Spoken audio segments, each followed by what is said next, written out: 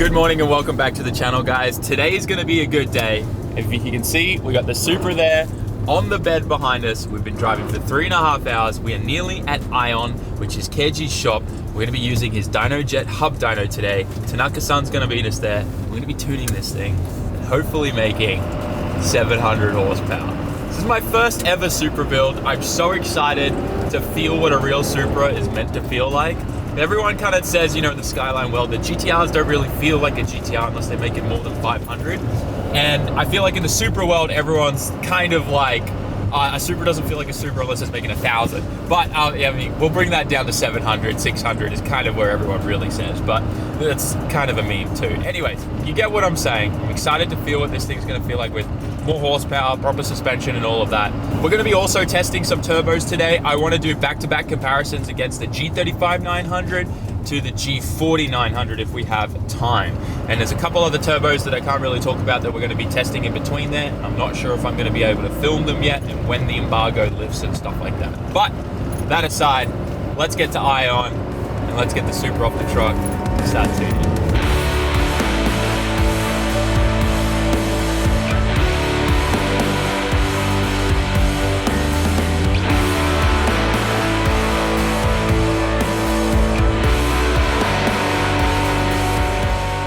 We have arrived. Time to get the Supra off, start dialing this thing in.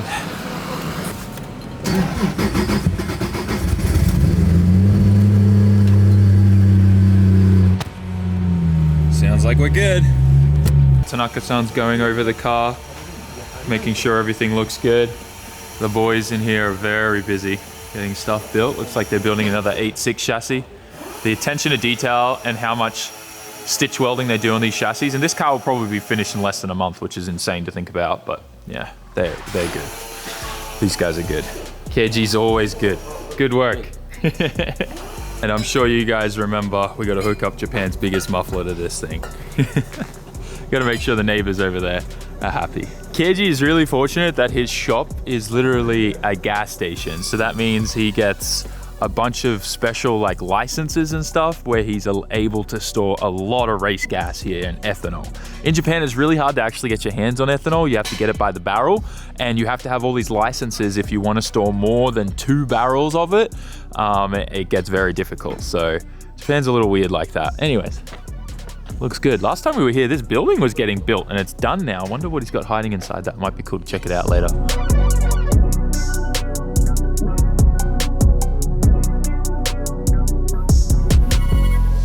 Look at this brake. I would kill for something like this. One day I'll have a shop with all this really ancient machinery. This stuff's the best because they don't make it like this anymore and this stuff never fails.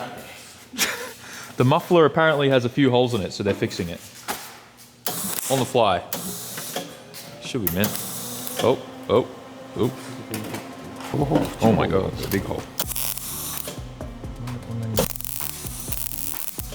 Wait, I just realized he's not even masking it. There you guys go, safety squints.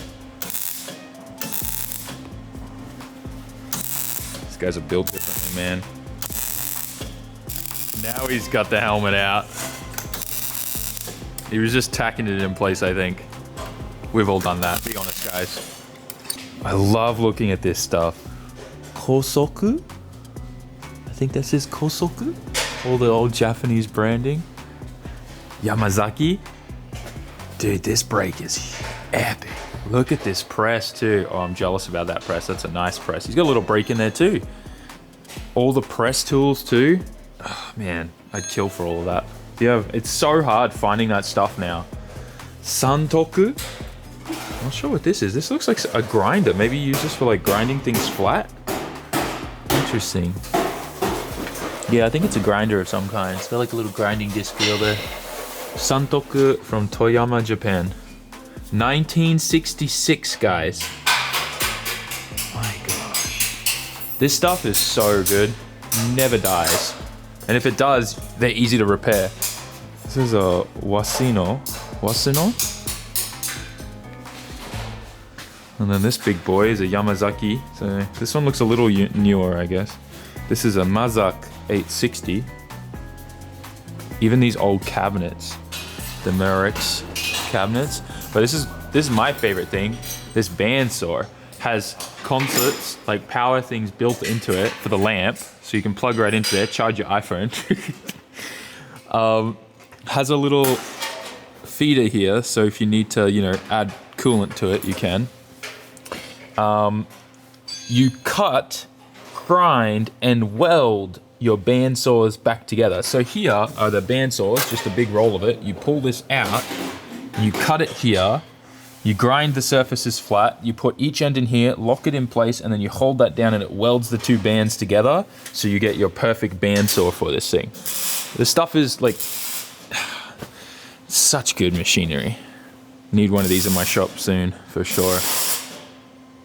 The problem is moving all this stuff around, like being able to find some way. Dude, whoa, OKK, old mill. So cool, man. Look at the size of this drill press. It's taller than I am. It's a TRD, Toyota Racing Development.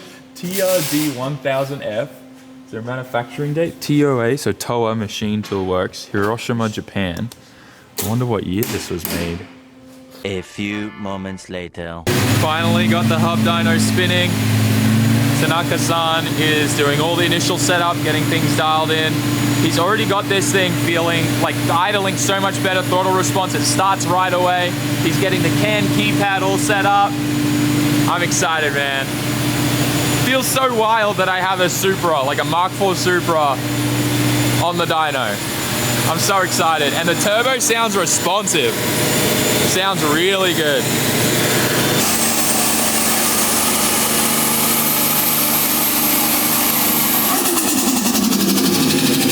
My gosh. Pakistan's testing stuff out, getting stuff loaded up. Wouldn't be a dyno session without something going wrong. We've been having throttle issues and we're trying to diagnose if it's a throttle body issue or a wiring issue. Seems like the same thing's happening and we've changed the throttle. But this is a throttle issue we're having. So he'll rev it up and then right after, nothing. The throttle won't move at all. You can hear it. So it's a super weird issue. The next day. We fixed the issue. Nothing wrong with wiring or anything.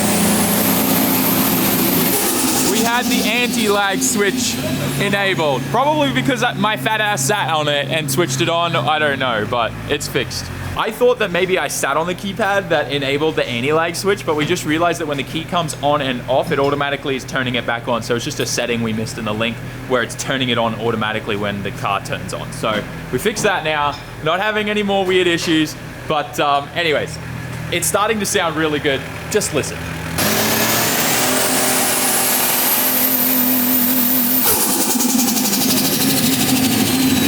And I'm excited to see what this G40 is gonna do with the small Artec rear housing.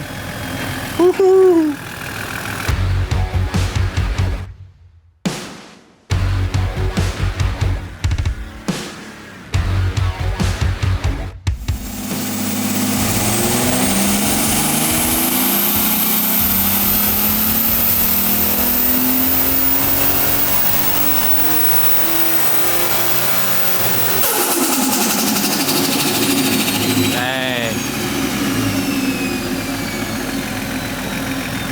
Can't get over how quiet this thing is with that big muffler in there.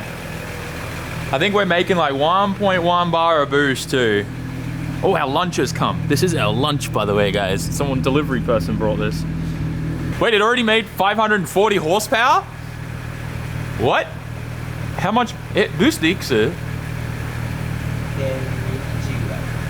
1.1 bar a boost.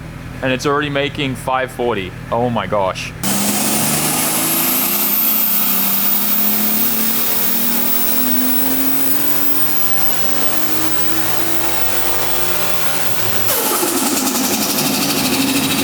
Gosh. Dude, how on the first pull have we already made 540? What the we're already at 600, 596 on the second pull. What? That was 1.4 bar, 600. So looking at the boost here, we're making about 1 bar at 35, 3600. We're making 1 bar, that's one bar here. So we're making one bar at like 3600. We're making our target of 1.1 bar at about 4000. This is really good.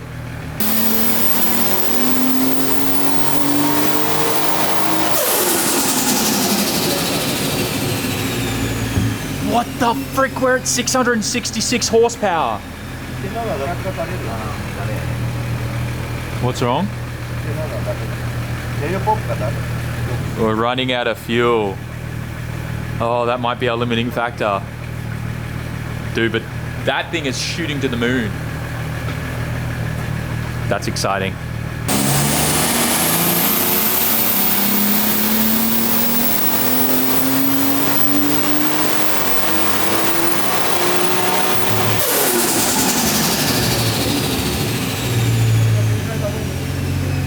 Okay.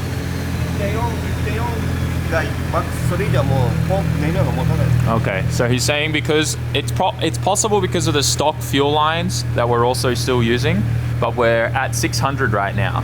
The fuel pressure is dropping. If we're adding more boost, it can't keep up. Bummer. That sucks. But that's easy to fix though. We just have to change to a -8 line, maybe bigger pump, bit more wiring. Just wanted to show you guys what we're eating for lunch. This is the soup, and then this is the don. Don means rice bowl.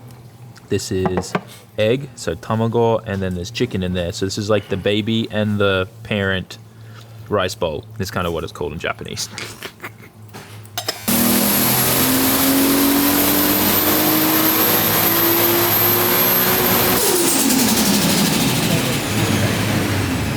So here's where we're going to leave the Supra. The last pull you saw, we made 600 horsepower flat, well 608 PS with a total of 61.54 kgm of torque. That's amazing. That is double the horsepower that this was making when we tested it with the old turbo setup, and it will make more.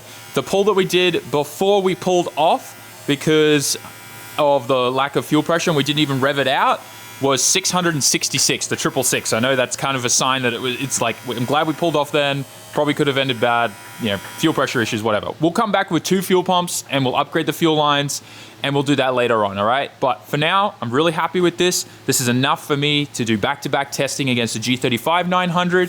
But this is awesome because this thing's lighting up right here at 3500 and it's just making tons of power from there all the way up to here. The G40 900 with the R-Tech rear housing on this is incredible, especially with the compact housing, like the compact manifold setup, mind blown. And the back pressure is on point and the turbo speed is kind of crazy looking at the data logs. It's kind of really cool to see. I know, ignore the beeping. We were seeing 104,000 RPM here towards the end of the pull. And our back pressure was pretty much on point too. It's even with our boost level. So that's where we want to be. 1-to-1, baby. A few moments later. He said, son, when you grow up.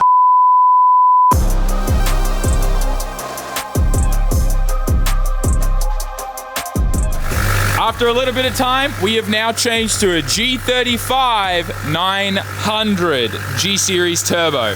And this is just for testing. I want to see what the difference is. I haven't fabricated up a nice elbow. I'm using a silicone elbow down there just to see what it's going to look like. The G40 performed really, really well. In fact, we had a lot of bottom end, but I'm just going to see if we can make the same power with this and get more bottom end. Maybe that's a better option for the street. You know what I mean? But as you can see, we switched to the Garrett 8.3 rear housing, which is pretty much the same size as the R-Tech one, but for a G35, not a 40. I'm also really curious to see what it's gonna look like with turbine speed, like the front compressor, how much faster it's gonna spin, or if it's about the same as the G40, as well as back pressure and things like that. Back pressure is how you really know if the turbo's running in its efficiency zone. All right, let's see how the G35 handles.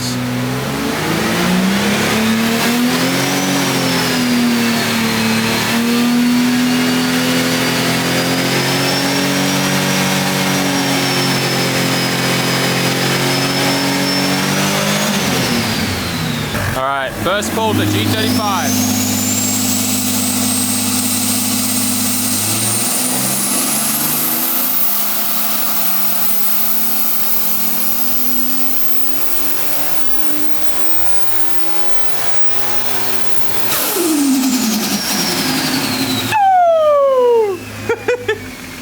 God, these things sound good. What did we make? Okay, we made 601, pretty much the same horsepower. Interesting. With maybe a lot more down low. I need to compare that to the other one. Yeah, it's definitely making more boost and power down low like we expect. Look at it falling off at the top though, a little bit more harder than the G40. So the RPM's about 120,000 and the G40 was hitting about 110,000 in this area. How boost iksu? That was around about 1.3 bar and we ran the other one to 1.4 bar. That's wild. So even less boost and we're seeing more turbine speed, I guess, with a smaller turbine. What's interesting though is this is the graph from the G40 and you can see that our max torque that we hit at high boost was about the same actually. It was about 73 and that's 72.3 there, but we still have a bit more boost to add to this. Just interesting comparing the two. There's really no doubt the G35 900 is such a good turbo for a 3-liter 2J, especially if you're able to put 272 cams on it. It just works so well. Super responsive, making decent power.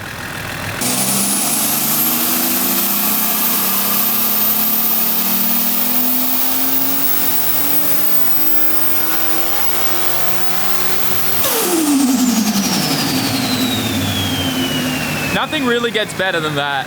God, it sounds good.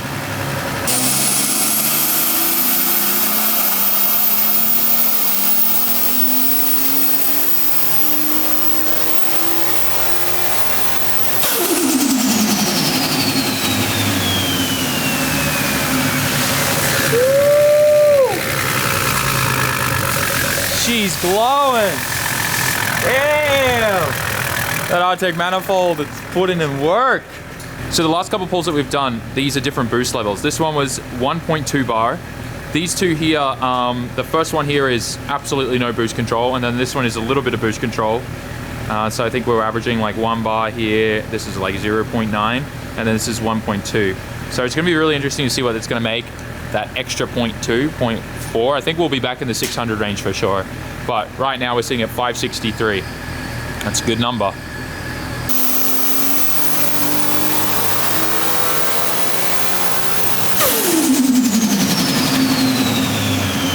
Dude, this thing sounds great. I wanted to see what the Muffler was like!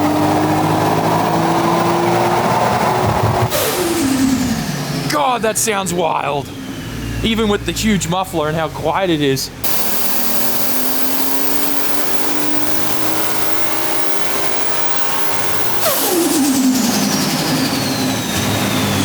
So good.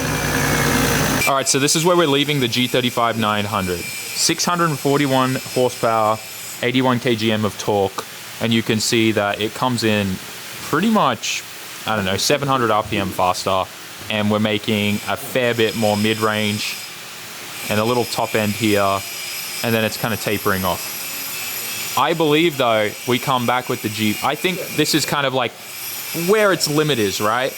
If we come back with the G40 900 and a proper fueling system, we'll see way more top end and a lot more power. Like we're gonna be in this area, but another 100 horsepower for sure. And I think that's the benefit here of going to the G40 platform 900 over this. But really, like we're only missing out, like, I mean, it's hard to really compare. Because like if I'm looking at this, you can really see that,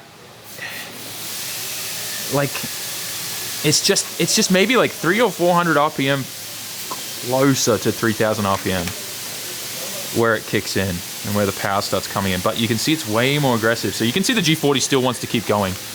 I think once we get the proper fueling, we can let that thing sing.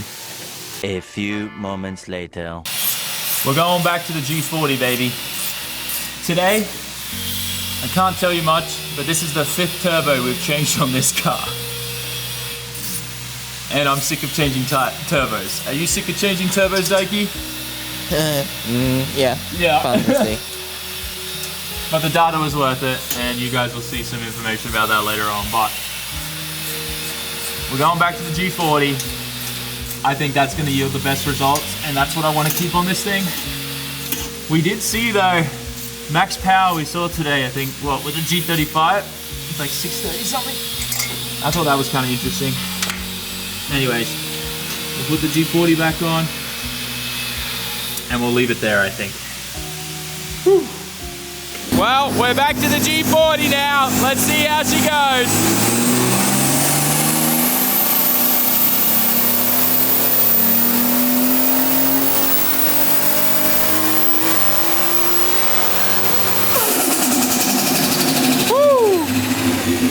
Sounds good, baby. Back to the G40. I can't wait till we get some better fueling in this. Also happy to say that today, my janky little quick adapter that I whipped up late last night worked. It's a couple welded pieces of aluminum to make it the right size to this weird 90. It worked with all the turbos we tested today, including the G35. I put it in the exact position we needed it for, where all the fab work worked out for the G40, so. Yeah, I think the G40 is just meant to be in this thing. It looks so much better with the bigger turbo in the bay.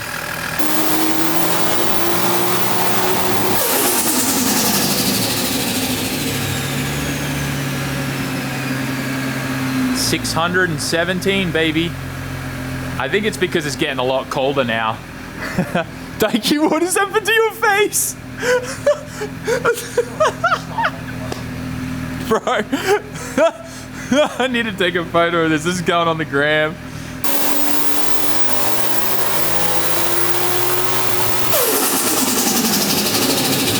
Woo! We're at 682 now. That's the most power we've made all day. The G40 is king on this. And we're really not, like, if you look at this, this is comparing to the G35. Maybe some other things too, but you can see that it's really not sacrificing much bottom end, and it's getting us up there. Wow, that's really cool.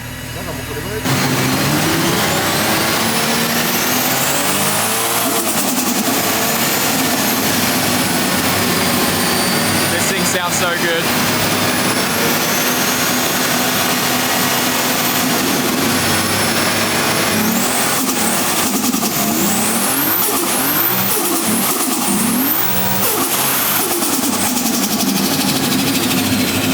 Where did we go wrong with new cars?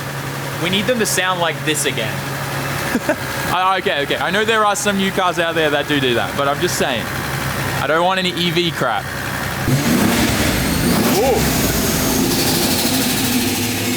Ooh. Now we got to get the anti-lag dialed in. Oh, I'm excited about the anti-lag.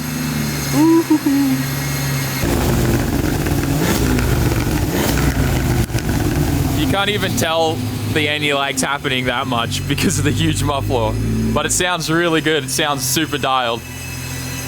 It's gonna be fun. Oh man, I can't wait to start driving this on the road. We got a new clutch for this too that I'm really excited to be putting in. That thing's gonna be fun. Lots of things to do. Oh, I'm so excited about Supra Life.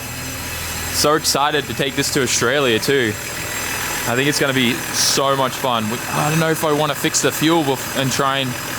Oh, now I got a dilemma. Do I leave it as is and just go take it and see my dad? Or do I fix the fueling and then... And we'll see what the timeline looks like. We're still waiting for the shipping company to let us know the date. Are we done? Tanaka-san, itsumo arigatou gozaimasu. Time to load this thing on the truck. I wish I had time to take it for a drive, but it's late at night and we don't want to bother any other neighbors anymore than we have. Wow, the way this thing starts, so good. Throttle response is so good. All right. I love this thing too. I can't wait to get this all tidied up. Supra's all loaded up on the truck. Once again, Tanaka-san, hontoni arigatou gozaimasu. Keiji-san mo arigatou gozaimasu. We're bringing this box home with us too. And no, it doesn't have an OS Gaiken sequential in there as much as I wish it did. It's a new G-Force. Luckily they had old new stock here. So I got my spare G-force. The next day. We are back at the shop, guys. Supra behind me. And I'm really excited to take that thing for a drive. I want to take it to Daikoku ASAP. I think Sunday might be a good idea. Maybe we'll go for lunch for Supercar Sunday, or maybe we'll go at nighttime. I'm not sure yet, but you'll have to watch in the next video. And of course, we definitely need to take May for a drive in it. I think we're gonna get some good reactions out of her. It's gonna be a lot of fun. Thanks for watching, guys. Like, comment, share, subscribe. You know the jam. Go grab yourself some of the new Supra merch over on SAMMIT.net. And if you want to support us on the Formula Drift program, make sure you check out the private support packages as well. I'll see you in the next one, guys.